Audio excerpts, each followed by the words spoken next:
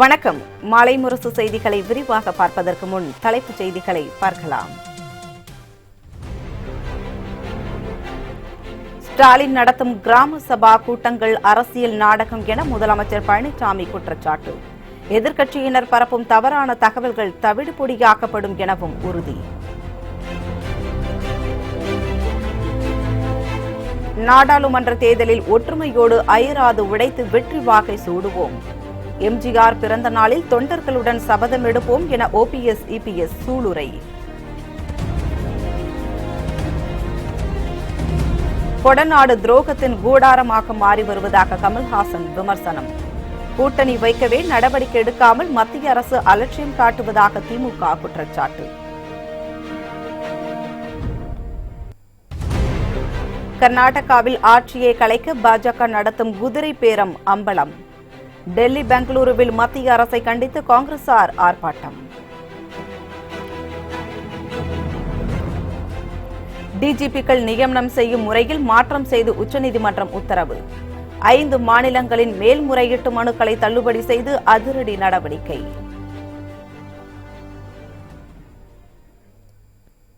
இனி விரிவான செய்திகளை பார்க்கலாம். எம்ஜிஆர் மற்றும் ஜெயலலிதாவுக்கு அமைக்கப்பட்டுள்ள மணிமண்டபத்தை முதலமைச்சர் எடப்பாடி பழனிசாமி திறந்து வைத்தார். சேலத்தில் எம்ஜிஆர் மற்றும் ஜெயலலிதா ஆகியோரின் முழு திருவுருவ சிலையுடன் கூடிய மணிமண்டபம் அமைக்கப்படும் என முதலமைச்சர் எடப்பாடி பழனிசாமி அறிவித்திருந்தார். அதன்படி சேலம் மாநகராட்சி அண்ணா பூங்கா அருகே 80 லட்சம் ரூபாய் மதிப்பில் மணிமண்டபம் அமைக்கப்பட்டது. அனைத்து பணிகளும் முடிவடைந்தது. இந்த நிலையில் பொதுமக்கள் பார்வைக்காக இன்று முதல் திறந்து வைக்கப்பட்டது. முதலமைச்சர் எடப்பாடி பழனிசாமி மணிமண்டபத்தை திறந்து வைத்தார். நிகழ்ச்சியில் மாவட்ட ஆட்சியர் ரோஹிணி, ஆணையர் சதீஷ் உட்பட பலர் பங்கேற்றனர். தமிழகத்தை வாழ வைத்த தலைவர்களுக்கு மணிமண்டபம் திறந்து வைத்ததற்கு பெருமைப்படுவதாக குறிப்பிட்ட முதலமைச்சர் எடப்பாடி பழனிசாமி, எத்தனை தடைகள் வந்தாலும் மக்கள் ஆதரவோடு நலத்திட்டங்களை நிறைவேற்றுவோம் எனவும் உறுதியளித்தார். தனக்கென்று குடும்பம் இல்லாமல், குடும்பம் என்று சொன்னால் மக்கள் தான் தன் குடும்பம் என்று வாழ்நாள் முழுவதும் அந்த மக்களுக்காக வாழ்ந்து மறைந்த பொன்மனச்சம்பல் புரட்சித் தலைவர் எம்ஜிஆர், புரட்சித் தலைவர் அம்மா ஆகியோரோடு மணிமண்டபம் அவர்கள் இருவரும் தன்னுடைய முழு வெண்கல உருவச்சிலையை திறக்குவதற்கு இறைவன் கொடுத்த பாக்கியமாக நான் கருதுகின்றேன். பொன்மனச்சம்பல் புரட்சித் தலைவர் எம்ஜிஆர், இதயம் புரட்சித் தலைவர் அம்மா அவர்கள் இருவரும் தலைவர்கள் விட்டு சென்ற பணியை அம்மாவுடைய அரசு தொடர்ந்து செயல்படுத்தப்படும் என்பதை இந்த நேரத்தில் உறுதியோடு சொல்லிக் கொள்கின்றேன். எவ்வளவு தடைகள் வந்தாலும், எவ்வளவு இன்னல்கள் வந்தாலும், எவ்வளவு இழிச்சொல்லுக்கும் பழிச்சொல்லுக்கும் நாங்கள் ஆனாலும் அத்தனையும் தகர்த்தெறிந்தது உங்கள் துணையோடு, இருவரும் தேவையுடைய ஆசையோடு அம்மாவுடைய அரசு தொடர்ந்து பாடுபட்டு மக்களுக்கு சேவை செய்யும். இதைத் தொடர்ந்து நடைபெற்ற பல்வேறு நலத்திட்டங்களை துவக்கி வைத்து உரையாற்றிய அவர், ஏழைகளின் தேவைகளை அதிமுக அரசு பூர்த்தி செய்து வருவதாக கூறினார். தொடர்ந்து பேசிய முதலமைச்சர், உள்ளாட்சித்துறை அமைச்சராக இருந்தபோது ஸ்டாலின் எத்தனை முறை கிராமங்களுக்கு சென்றார் எனவும் கேள்வி எழுப்பினார். ஏற்கனவே கிராம சென்று அம்மாவுடைய ஆணை ஏற்று அந்த கிராம மக்களுக்கு என்ன தேவை என்பதை அறிந்து அதை உடனுக்குடன் அம்மா இடத்திலே தெரிவித்து அதை குறையை நிறைவேற்றிக்கின்றோம். அம்மா மறைவுக்கு பிறகும் அதையே தொடர்ந்து இன்றைக்கு செயல்படுத்திக் கொண்டிருக்கின்றோம். நான் ஏற்கனவே குறிப்பிட்டேன், அவர் உள்ளாட்சித்துறை அமைச்சராக இருந்தார். உள்ளாட்சித்துறை அமைச்சராக இருந்த பொழுது அந்த உள்ளாட்சித்துறை அமைச்சருடைய பணிகள் இன்றைக்கு கிராமப்புறமாக சரி, நகர்ப்புறம் சரி, அந்த மக்களுக்கு அடிப்படை தேவைகளை நிவர்த்தி செய்கின்ற பொறுப்பு அந்த உள்ளாட்சி அமைச்சரிடத்திலே இருந்தது. அப்பொழுது எத்தனை கிராமத்திற்கு நீங்க சென்றீர்கள்? எத்தனை மக்களை பார்த்தீர்கள்? எத்தனை மக்களுக்கு என்னென்ன திட்டங்களை கொடுத்தீர்கள்? எதுவுமே செய்யல. இதெல்லாம் ஒரு போலி விளம்பரம். ஏன்னு சொன்னா இவர்கள் ஆட்சியில் இருக்கும்போது, பதவியில் இருக்கும்போது எனக்கு தெரிந்த வரைக்கும் கிராமத்துக்கு செல்ல மாதிரி தெரியல. புரட்சித் தலைவர் எம்ஜிஆரின் 102வது பிறந்த நாள் விழா அதிமுக சார்பில் கொண்டாடப்படுகிறது. இதுகுறித்து அதிமுக ஒருங்கிணைப்பாளர் ஓ பன்னீர்செல்வம், இணை ஒருங்கிணைப்பாளர் எடப்பாடி பழனிசாமி ஆகியோர் அறிக்கை வெளியிட்டுள்ளனர். இதில் அஇஅதிமுக எனும் மாபெரும் மக்கள் பேரியக்கத்தை உருவாக்கிய மக்கள் திலகர் டாக்டர் எம்ஜிஆரின் 102வது பிறந்த நாளை தமிழ் உலகமே கொண்டாடிக் கொண்டிருக்கிறது என்று தெரிவிக்கப்பட்டுள்ளது. ஏழை எளிய மக்களின் உயர்விற்காகவும் சாமானிய மக்களுக்காகவும் பாடுபட்ட எம்ஜிஆர் ஒரு வரலாற்று மாமனிதர் மாமனிதர் மட்டுமல்ல, சரித்திர நாயகர்களுக்கெல்லாம் இல்லாத சிறப்புகளை பெற்றவர் என குறிப்பிடப்பட்டுள்ளது. புரட்சித் தலைவர் எம்ஜிஆர், புரட்சித் தலைவி அம்மா ஆகிய நம் இருபெரும் தலைவர்கள் மறைந்தாலும் நம்மை வெல்ல எவராலும் இயலாது எனவும் கூறப்பட்டுள்ளது. எந்த தேர்தல் எப்பொழுது வந்தாலும் தேர்தல் களத்திலே விசுவாச தொண்டர்களாகிய நாம் வெற்றி வாக்கை சூடுவோம் என புரட்சித் தலைவரின் பிறந்த நாள் சபதமாக எடுப்போம் என குறிப்பிடப்பட்டுள்ளது. திருவள்ளுவர் தினத்தை முன்னிட்டு தமிழக அரசின் சார்பில் வள்ளுவர் சிலைக்கு மாலை அணிவித்து மரியாதை செலுத்தப்பட்டது. தமிழ்நாடு அரசின் சார்பில் திருவள்ளுவர் திருவுருவ சிலைக்கு மீன்வளத்துறை அமைச்சர் ஜெயக்குமார் மற்றும் தமிழ் வளர்ச்சித்துறை அமைச்சர் மா. ப. பாண்டியராஜன் ஆகியோர் மாலை அணிவித்து மரியாதை செலுத்தினர். இந்நிகழ்ச்சியில் நாடாளுமன்ற உறுப்பினர் ஜே. ஜெயவர்தன், முன்னாள் அமைச்சர் ப. வளர்மதி, தொழிலதிபர் வி. ஜி. சந்தோஷம் ஆகியோர் கலந்து கொண்டனர். மேலும் சட்டமன்ற உறுப்பினர்கள், வாரிய தலைவர்கள், கூட்டுறவு சங்கங்களின் பிரதிநிதிகள், பொதுமக்கள் கலந்து கொண்டு மாலை அணிவித்தனர். பின்னர் செய்தியாளர்களை சந்தித்த அமைச்சர் ஜெயக்குமார், குறுக்கு வழியில் ஆட்சி பிடிக்க திமுக தலைவர் ஸ்டாலின் முயற்சிப்பதாக குற்றம் சாட்டினார். உறுதியாக மதுவிலக்கை அமல்படுத்த வேண்டும் என்பது அரசுடைய தீர்க்கமான கொள்கை. அதில் எந்த மாறுபட்ட கருத்தில்லை. ஆனால் ஒரே நாளிலே இது நிச்சயமாக செய்ய முடியாது. எனவே முழுமையான அளவிற்கு ஒரு மது இல்லாத சமுதாயம் இருக்க வேண்டும் என்பதுதான் அம்மாவுடைய அரசுடைய எண்ணம், எதிரோடைய எண்ணமும் கூட. பிற்காலத்தில் டெஃபினட்டா அந்த மதுவின் தீமை மக்களுக்கு ஒரு பக்கம் நாங்கள் எடுத்து சொல்லிட்டு இருக்கிறோம். இந்த மாதிரி மது தீங்கானது, குடும்பத்திற்கு கேடு விளைவிக்கக்கூடியது. அது ஒரு பக்கம் நம்ம பண்ணிட்டு இருக்கோம். சட்ட ரீதியாக சந்திக்க வேண்டும் என்று தானே, மடியில் கணம் இல்லாதனால தானே அரசு, முதலமைச்சர் பொறுத்தவரையில் தெளிவாக யார் இதுக்கு இந்த பிரச்சாரத்தை பண்ணாங்களோ, ஊடகங்கள் வெளியிட்டாங்களோ வீடியோவை, அவங்க மேலே நடவடிக்கை எடுத்திருக்காங்க. அந்த மாதிரி எடுக்கிறாங்கனால அதுலேருந்து நீங்கள் தெரிஞ்சுங்க. அப்போ முழுமைய அளவுக்கு மடியில் கணம் இல்லைன்றது. ஆனால் திமுக தலைவர் பொறுத்தவரை, ஸ்டாலின் பொறுத்தவரை அவருக்கு எப்படியாவது இந்த குறுக்கு வழியில் ஆட்சி பிடிக்கணும். எவ்வளோ முயற்சி பண்ணார், அதெல்லாம் முடியல. அதை குறுக்கு வழியில் அது ஆட்சி பிடிக்கலன்ற உடனடியாக ஒரு தேர்தல் வரணுன்ற ஒரு எண்ணத்தில் இருக்கார். எங்களோட மகிழ்ச்சியாக இருக்கிறது திமுக சட்டமன்ற உறுப்பினர்கள் தான். அம்மாவுடைய அரசு நீடிக்கணும், 2021 தான் எலெக்ஷன் வரணுன்ட்டு. ஆனால் இவர் தான் துடிக்கிறார் எலெக்ஷன் வரணுன்றது. அதனால் மக்கள் முழுமைய அளவுக்கு திசை திருப்ப முடியாது. அவர்கள் இன்னைக்கு நிறைய டிவி பார்க்குறாங்க, சோசியல் மீடியா பார்க்குறாங்க. எது உண்மை என்பது நிச்சயமாக நாட்டு மக்களுக்கு தெரியும். எங்களை பொறுத்தவரை ஒரு ஆதாரம் இல்லாத ஒரு குற்றச்சாட்டு, ஒரு செத்தவனை வச்சு செத்தவன் செத்துட்டான், அவன் பேசினான்ட்டு ஒருத்தன் சொல்கிறானா, இதை கேட்பவன் கேட்பா கேள்வர்களை நெய் வலிதுன்ற கதை தான் இது ஞாபகம் வருது. டெல்லியை தவிர்த்துவிட்டு தமிழகத்தில் யாரும் அரசியல் செய்ய முடியாது என மக்கள் நீதி மய்ய தலைவர் கமல்ஹாசன் தெரிவித்துள்ளார். இதுகுறித்து கோவையில் செய்தியாளர்களிடம் பேசிய அவர், துரோகத்தின் சீற்றமாக மாறியிருக்கிறது கொடநாடு விவகாரம் எனவும் விமர்சனம் செய்தார். தமிழகம் முன்னேற வேண்டும், ஊழலிலிருந்து ஊழலுக்கு விடை கொடுத்து அனுப்ப வேண்டும் என்று கனவாவது கண்டு கொண்டிருப்பவர்கள் தான் ஒத்த கருத்துள்ளவர்கள். அதாவது நமக்கே இப்ப ஒரு பெரிய குழப்பம் இருக்கிறது. என்னன்னா, கொள்கைக்கும் திட்டத்திற்கும் ஒரு குழப்பம் இருக்கிறது. கொள்கை என்பது மாறாதது. திட்டங்கள், கொள்கை என்னவோ அதை நிறைவேற்றுவதற்கு திட்டங்கள் தீட்டுவோம். அந்த திட்டம் சரியா வரலைன்னா அதை மாத்திட்டு இன்னொரு திட்டம் தீட்டுவோம். இந்த திட்டம் மாறும்போது கொள்கை மாறிட்டதாக யாரும் விமர்சனம் செய்யக்கூடாது. கொள்கைக்காக திட்டங்கள், அந்த மாதிரி திட்டங்கள் நிறைய இருக்கிறது. அவையெல்லாம் புதிதாக சொல்ல வேண்டியது ஒன்றுமில்லை. நீர்நிலை ஆதாரங்களை காக்க வேண்டிய கடமை அரசுக்கு இருக்கிறது. கொடநாடு துரோகத்தின் சின்னமாக மாறியிருக்கிறது. மக்களுக்கும் அவர்கள் தமக்கே இழைத்துக் கொண்ட துரோகத்திற்கும் ஒரு சான்றாக அது இருக்கிறது. அதிமுகவுடன் கூட்டணி வைக்க வேண்டும் என்ற ஒரே காரணத்திற்காக கொடநாடு விவகாரத்தில் பாஜக மென்மையாக செயல்படுவதாக திமுக சட்டமன்ற உறுப்பினர் ஜே. அன்பழகன் தெரிவித்துள்ளார். சென்னை டி நகரில் உள்ள திருவள்ளுவர் சிலைக்கு மாலை அணிவித்த பின்னர் செய்தியாளர்களுக்கு அவர் பேட்டியளித்தார். அப்போது அதிமுக ஆட்சி நீடிக்க வேண்டும் என கூறும் திமுக உறுப்பினர்களை அடையாளம் காட்ட அமைச்சர் ஜெயக்குமார் தயாரா என வினா எழுப்பினார். கொடநாடு விவகாரத்தில் செய்தியாளர் மேத்யூவிடம் கேள்வி கேட்க தயங்கும் கே.பி. முனுசாமி திமுக மீது பாய்வது ஏன் என்றும் அன்பழகன் கேள்வி விடுத்தார். மேலும் கொடநாடு விவகாரத்தில் அதிமுகவுடன் கூட்டணி வைக்க திட்டமிட்டுள்ள பாஜக மென்மை போக்கை கடைபிடிப்பதாகவும் அவர் குற்றம் சாட்டினார். யார் சொன்னார்? ஒரு பேரை சொல்லுங்க. சும்மா 19 நான் கூட தான் சொல்லலாம். திமுக எம்எல்ஏக்கள் யாருன்றத பேர் சொல்லி சொல்லுவாரானா ஜெயக்குமாரை சந்திக்க நாங்கள் தயார். தகவலுக்கு ஆசிரியர் மேத்யூ, முன்னாள் ஆசிரியர் மேத்யூ அது சம்பந்தமாக ஒரு விளக்கம் கொடுக்குறாரு. 5 கோடி ரூபாய் எடப்பாடி பழனிசாமி தர்றதாகவும் அது கொடுக்கலன்ற பட்சத்தில் தான் கொலை நடந்ததாகவும் அந்த ஆதாரங்கள் எல்லாம் கிடைக்காதாகவும் அவர் சொல்கிறார். மேத்யூ எந்த நடவடிக்கையும் எடுக்கவில்லை. காரணம் இவர்களுக்கு மத்திய அரசினுடைய சப்போர்ட் இருக்கிறதுனால இதெல்லாம் நீண்ட நாளைக்கு நிலைக்காது. வரப்போகிற நாடாளுமன்ற தேர்தலுக்கு பிறகு நிலைமை மாறும்.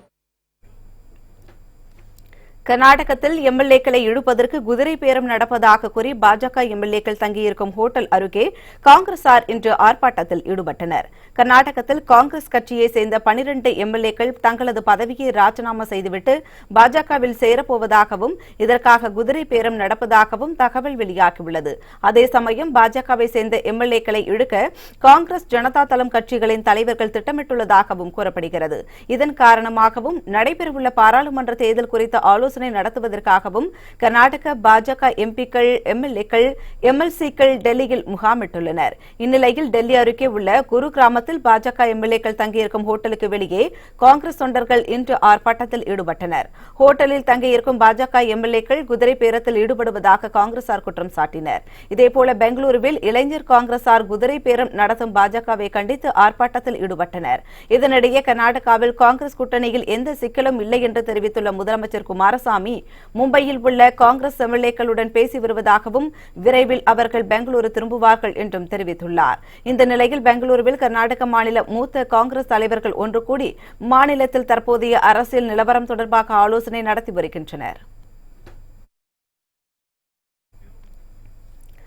சபரிமலை ஐயப்பன் கோவில் செல்ல முயன்ற பெண்கள் 4 பேரை போராட்டக்காரர்கள் தடுத்து நிறுத்தியதால் பெரும் பரபரப்பு ஏற்பட்டுள்ளது. சபரிமலை கோவிலில் அனைத்து வயது பெண்களுக்கும் அனுமதி அளித்து உச்சநீதிமன்றம் தீர்ப்பளித்தது. இதற்கு இந்து அமைப்புகள் மற்றும் பாஜக போன்ற கட்சிகள் கடும் எதிர்ப்பு தெரிவித்து போராட்டங்கள் நடத்தி வருகின்றன. இருப்பினும் போராட்டங்களையும் மீறி கேரளாவை சேர்ந்த பெண்கள் உட்பட சிலர் ஐயப்பனை தரிசித்தனர். இதுபோன்ற சம்பவங்களால் சபரிமலை பகுதியில் தொடர்ந்து பதற்றமான சூழல் நிலவி வருகிறது. இந்த நிலையில் இன்று 4 பெண்கள் சபரிமலைக்கு செல்ல முயன்றனர். அவர்களை முற்றுகையிட்ட ஐயப்ப பக்தர்கள் மேற்கொண்டு செல்ல விடாமல் தடுத்து நிறுத்தினர். இதனையடுத்து அங்கு பதற்றமான சூழல் ஏற்பட்டதை அடுத்து போலீசார் பெண்களை பம்பைக்கு திருப்பி அனுப்பினர். மாநில அரசுகள் தங்கள் விருப்பப்படி டிஜிபிக்களை நியமிக்க முடியாது என உச்சநீதிமன்றம் மீண்டும் அதிரடியாக உத்தரவிட்டுள்ளது. மாநில அரசுகள் தங்களுக்கு சாதகமானவர்கள் மற்றும் அரசியல் சார்ந்த விஷயங்களுக்கு ஏற்றது போல் தங்களுக்கு வேண்டிய அதிகாரிகளை டிஜிபியாக பணியமர்த்தும் நடைமுறையை எதிர்த்தும் இதனை உடனடியாக நிறுத்த வேண்டும் எனவும் பிரகாஷ் சிங் என்பவர் உச்சநீதிமன்றத்தில் வழக்கு தொடர்ந்துள்ளார். இது தவிர யுபிஎஸ்சியால் தேர்வு செய்யப்பட்டவர்களில் ஒருவரை மாநில அரசு டிஜிபியாக நியமனம் செய்ய வேண்டும் என்ற உச்சநீதிமன்றம் உத்தரவுக்கு எதிராக மாநில டிஜிபிகளை அந்தந்த மாநில அரசை நியமிக்க அனுமதிக்க கோரி கேரளா, பஞ்சாப், ஹரியானா உட்பட 5 மாநிலங்கள் சார்பில் உச்சநீதிமன்றத்தில் மேல்முறையீடு செய்யப்பட்டுள்ளது. இதில் பிரகாஷ் வழக்கை விசாரித்த உச்சநீதிமன்றம் டிஜிபிக்கள் பணி ஓய்வுக்கு 3 மாதத்திற்கு முன்னதாக புதிய பரிந்துரை பெயர்களை யுபிஎஸ்சிக்கு மாநில அரசுகள் அனுப்ப வேண்டும் என உத்தரவிட்டுள்ளது. 5 மாநிலங்களின் மேல்முறையீட்டு மனுக்களை விசாரித்த உச்சநீதிமன்றம் தங்கள் இஷ்டத்திற்கு மாநில அரசுகள் டிஜிபிகளை நியமிக்க கூடாது என மனுக்களை தள்ளுபடி செய்து உத்தரவிட்டுள்ளது. சிபிஐ இடைக்கால இயக்குநராக நாகேஸ்வர ராவ் நியமிக்கப்பட்டதை எதிர்த்து தாக்கல் செய்யப்பட்ட மனுவை உச்சநீதிமன்றம் விசாரணைக்கு ஏற்றுக்கொண்டுள்ளது. உச்சநீதிமன்ற உத்தரவுப்படி சிபிஐ இயக்குநராக மீண்டும் அலோக் வர்மா பொறுப்பேற்றுக் கொண்டார். இதனைத் தொடர்ந்து பிரதமர் மோடி தலைமையிலான உயர்மட்ட குழு கூட்டம் நடைபெற்றது. சிபிஐ இயக்குநரை தேர்வு செய்வதற்காக அமைக்கப்பட்டுள்ள இந்த குழுவில் காங்கிரஸ் மூத்த தலைவர் மல்லிகார்ஜுன கார்கே மற்றும் உச்சநீதிமன்ற நீதிபதி ஏ.கே. சிக்ரி ஆகியோர் இடம்பெற்றிருந்தனர். உயர்மட்ட குழு ஆலோசனைக்கு பிறகு அதிரடியாக அலோக் வர்மா பதவி நீக்கம் செய்யப்பட்டார். இதனையடுத்து சிபிஐ அமைப்பின் இடைக்கால இயக்குநராக நாகேஸ்வர ராவ் மீண்டும் நியமனம் செய்யப்பட்டார். மத்திய அரசின் இந்த முடிவுக்கு எதிராக தன்னார்வ தொண்டு நிறுவனம் சார்பில் மூத்த வழக்கறிஞர் பிரசாந்த் பூஷன் மனு தாக்கல் செய்துள்ளார். உச்சநீதிமன்றத்தில் இந்த மனு மீதான விசாரணை அடுத்த வாரம் நடைபெறும் என தெரிவிக்கப்பட்டுள்ளது. டெல்லி மற்றும் மும்பையில் வருகிற 2040ஆம் ஆண்டுக்குள் தலா 3 விமான நிலையங்கள் இயங்கும் என விமான போக்குவரத்து துறை அமைச்சகம் அறிவித்துள்ளது. மும்பையில் நடைபெற்ற உலகளாவிய விமான போக்குவரத்து கருத்தரங்கில் இந்திய விமான போக்குவரத்து துறை சார்பில் விஷன் 2040 என்ற அறிக்கை தாக்கல் செய்யப்பட்டது. அதில் அதில் அடுத்த 10 முதல் 15 ஆண்டுகளில் நாட்டில் உள்ள அனைத்து விமான நிலையங்களும் பயணிகளால் நிரம்பி வழியும் என்றும் இதனால் வருவாய் அதிகரிக்கும் என்றும் தெரிவிக்கப்பட்டுள்ளது. மேலும் 2040ஆம் ஆண்டுக்குள் நாடு முழுவதும் 200 விமான நிலையங்கள் இயங்கும் என்றும் 31 நகரங்களில் 2வது விமான நிலையத்தின் அவசியம் ஏற்படும் என்றும் கூறப்பட்டுள்ளது. டெல்லி, மும்பை ஆகிய நகரங்களில் 3 விமான நிலையங்கள் செயல்பட்டுக் கொண்டிருக்கும் என்றும் அந்த அறிக்கையில் தெரிவிக்கப்பட்டுள்ளது.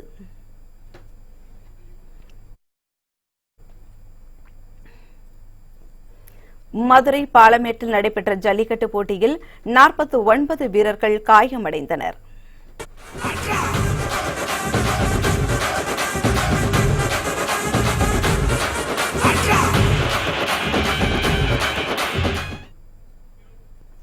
மதுரை அவனியாபுரம் ஜல்லிக்கட்டை தொடர்ந்து இன்று பாலமேட்டில் ஜல்லிக்கட்டு கோலாகலமாக தொடங்கியது.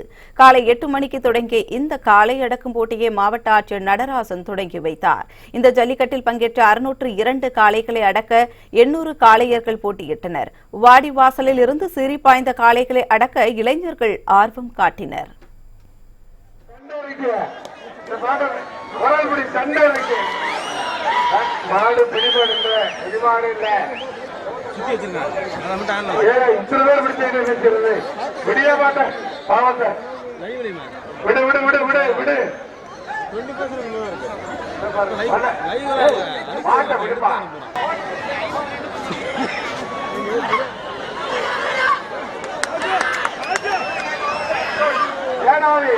சிவகங்கை மாவட்டம் அச்சுவர் ஏனாதி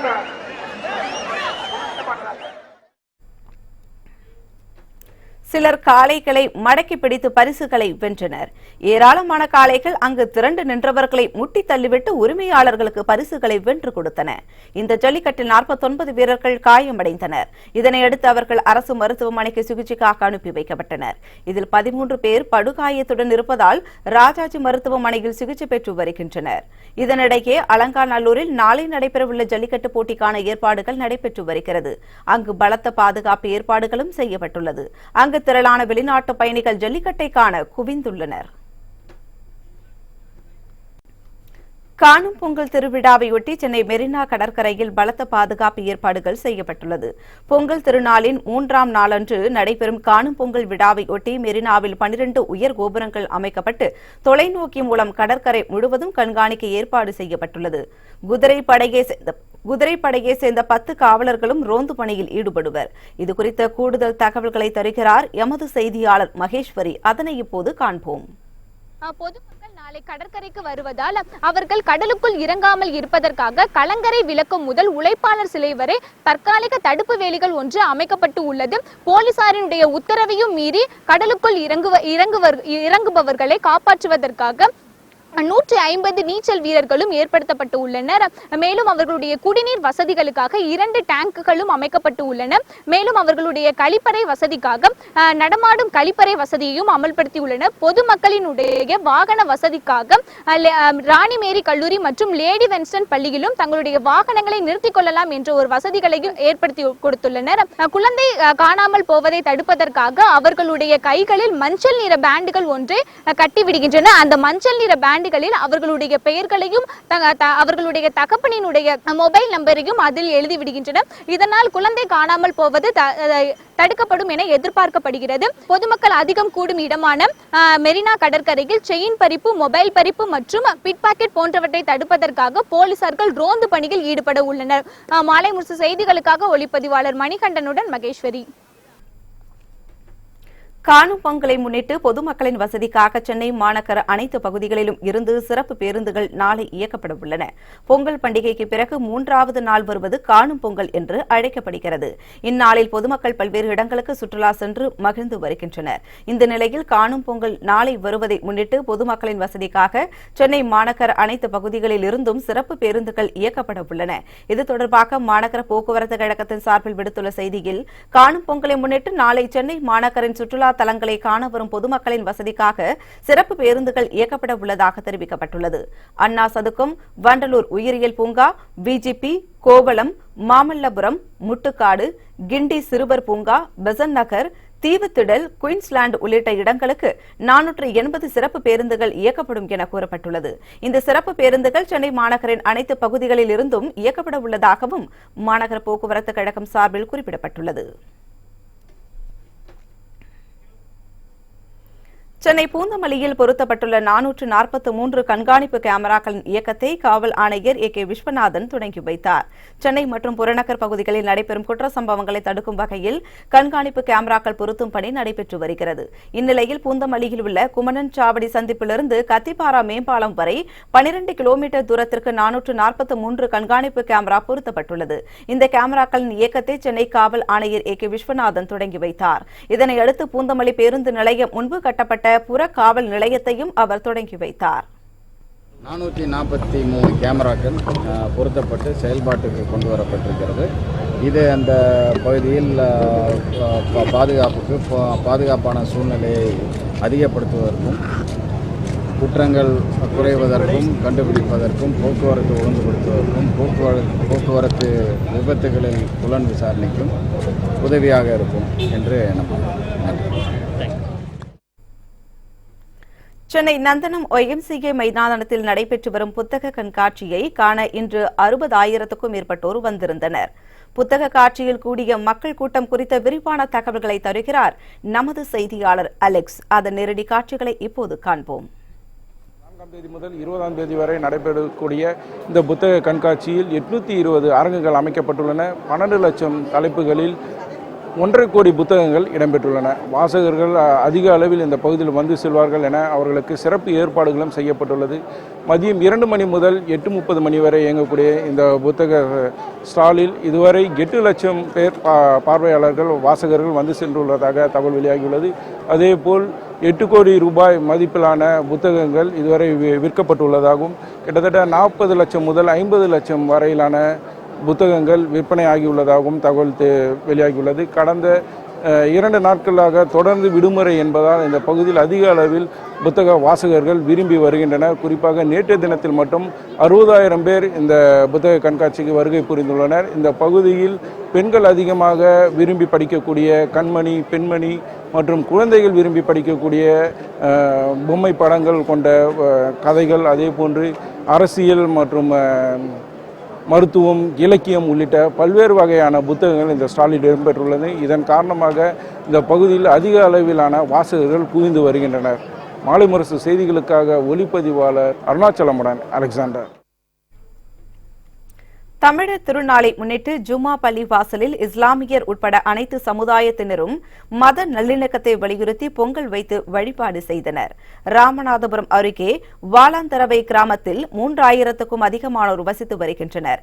இந்த நிலையில் தமிழகம் முழுவதும் மாட்டுப்பொங்கல் திருவிழா உற்சாகமாக கொண்டாடி வரும் நிலையில் இந்த கிராமத்தில் உள்ள அனைத்து சமுதாயத்தை சேர்ந்தவர்கள் ஒன்றிணைந்து தமிழர் திருநாளை கொண்டாடி மகிழ்ந்தனர். குறிப்பாக ஜும்மா பள்ளிவாசல் நுழைவாயிலில் பொங்கல் வைத்து சிறப்பு பிரார்த்தனை, துவா செய்யப்பட்டது.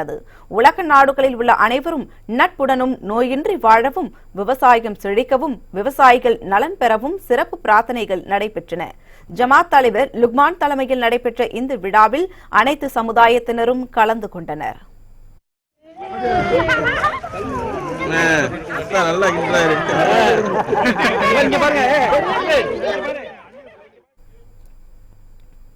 உழவனுக்கு நண்பனாக விளங்கும் கால்நடைகளுக்கு பொங்கல் படையிலிட்டு சிறப்பு பூஜைகள் செய்து தமிழகம் முழுவதும் மாட்டுப் பொங்கல் உற்சாகமாக கொண்டாடப்பட்டது. சேலம் மாவட்டம் சங்ககிரியில் உள்ள அரசி ராமணி செட்டிப்பட்டி கிராமத்தில் மாட்டுப் பொங்கல் சிறப்பாக கொண்டாடப்பட்டது. மாடுகளை குளிக்க வைத்து கொம்புகளுக்கு வர்ணம் தீட்டிய விவசாயிகள் மாட்டின் மீது வண்ண பவுடரையும் பூசினர். பின்னர் பொங்கல், பழம், தேங்காய், கரும்பு, மஞ்சள் கொத்து ஆகியவற்றை மாடுகளுக்கு படையிலிட்டு பொங்கலோ பொங்கல் என முழக்கமிட்டனர். 9 மணிக்கு வந்துடும். கட்டு இருக்குது.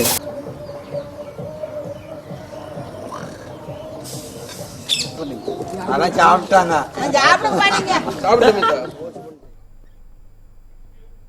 கிருஷ்ணகிரி மாவட்டம் போச்சம்பள்ளியில் உழவர் திருநாளான மாட்டு பொங்கல் திருவிழா களைகட்டியது. மாட்டுத் தொழுவத்தை சுத்தம் செய்த விவசாயிகள் கால்நடைகளையும் குளிப்பாட்டினர். மாடுகளின் கழுத்தில் சலங்கை கட்டியும் திருநீறு குங்குமம் இட்டு புதிய மூக்கணாங்கயிறு தாம்பு கயிறு ஆகியவை அணிவிக்கப்பட்டன.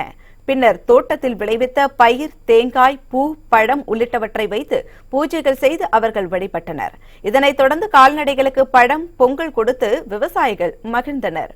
உழவுக்கு நண்பனாக விளங்கும் மாடுகளுக்கு நன்றி சொல்லும் விதமாக மாட்டுப் பொங்கல் திருவிழா நாகை மாவட்டத்தில் உற்சாகமாக கொண்டாடப்பட்டது. கிராமப்புறங்களில் மட்டுமன்றி நகர் பகுதிகளிலும் கால்நடைகளை குளிப்பாட்டி நெற்றியில் மஞ்சள், குங்குமம் வைத்து திருஷ்டி கயிறு, நெட்டி மாலைகளை கொண்டு விவசாயிகள் அலங்கரித்தனர். மாட்டுப் பொங்கலை முன்னிட்டு திருத்தணி சுப்பிரமணிய சுவாமி கோவிலில் ஆயிரக்கணக்கான பக்தர்கள் சுவாமி தரிசனம் செய்ய குவிந்தனர். பக்தர்களின் வசதிக்காக 200, 100, 50 ரூபாய் என கோவிலில் சிறப்பு தரிசன ஏற்பாடுகள் செய்யப்பட்டன. ஆனால் கோவிலை சுற்றியிருக்கும் இடைத்தரகர்கள் பக்தர்களிடம் பணம் பெற்றுக்கொண்டு கோவிலில் இருந்து இறங்கும் வழியில் அவர்களை ஏற்றி விடுகின்றனர். இதனால் பல்வேறு இடையூறுகள் ஏற்படுவதாக பக்தர்கள் குற்றம் சாட்டினர். இது தொடர்பான வீடியோ காட்சிகள் தற்போது வெளியாகி பரபரப்பை ஏற்படுத்தியுள்ளது. இடைத்தரகர்கள் மீது காவல்துறையினர் நடவடிக்கை எடுக்க வேண்டும் என பக்தர்கள் கோரிக்கை விடுத்துள்ளனர்.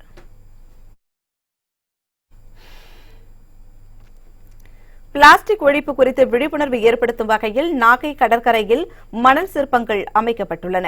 நாளை காணும் பொங்கல் பண்டிகை கொண்டாடப்படுகிறது. இதனையொட்டி நாகை கடற்கரைக்கு ஆயிரக்கணக்கான மக்கள் வருகை தருவார்கள். இந்நிலையில் மாவட்ட ஆட்சியரின் அறிவுறுத்தலின்படி பொதுமக்கள் மத்தியில் பிளாஸ்டிக் விழிப்புணர்வு ஏற்படுத்தும் வகையில் நாகை புதிய கடற்கரையில் மணல் சிற்ப கண்காட்சிக்கு ஏற்பாடு செய்யப்பட்டுள்ளது. திமிங்கலம், ஆமை உள்ளிட்டவற்றை பாதுகாப்பது குறித்தும் கடல் வாழ் உயிரினங்களுக்கு பிளாஸ்டிக் பொருட்களால் ஏற்படும் தீமை குறித்தும் மணல் சிற்பத்தில் தத்ரூபமாக காட்சிப்படுத்தப்பட்டுள்ளது.